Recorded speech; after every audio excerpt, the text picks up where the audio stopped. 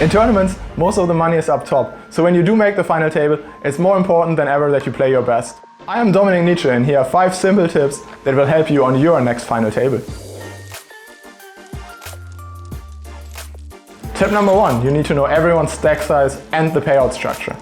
This information will guide all your decision making. For example, it's very different if you have a short stack on 3 big blinds than if you had a short stack sitting around on 10 big blinds.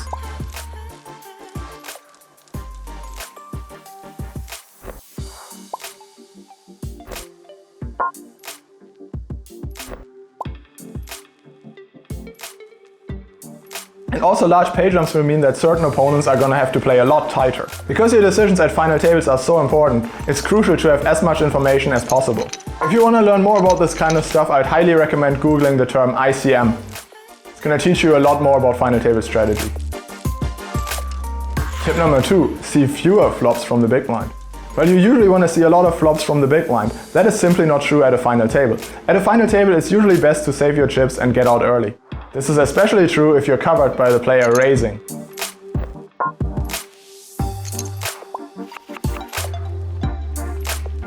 The chips you save will add up in the long run. That's another spot where knowing ICM is really important. Tip number 3, be careful with small pocket pairs.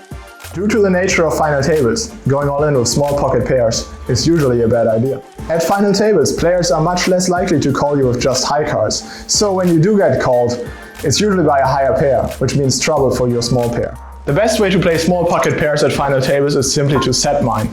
Either you make your hand or you don't, but if you do make a hand, it's a really good one. Tip number 4, play suited ace-x hands and suited broadways much more strongly. You should be willing to go all in with these type of hands. While small pairs decrease in value, those hands improve in value because they do much better if you do get called. For example, on final tables, players are very hesitant to call all-ins. So if you can go all in with queen-jack and your opponent will fold ace-jack, that's very good for us. And the same logic also applies to suited aces. A hand like ace-deuce suited is just as good as ace-10 suited if you're only getting called by ace-jack or better. Tip number 5, bet a little bit smaller and play a lot more passively. Final tables are all about survival. That usually means avoiding big risks at all costs.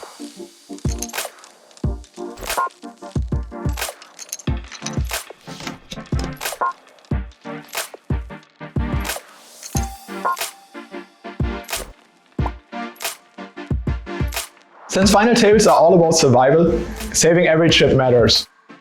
What's your best final table tip? Please share it in the comments below.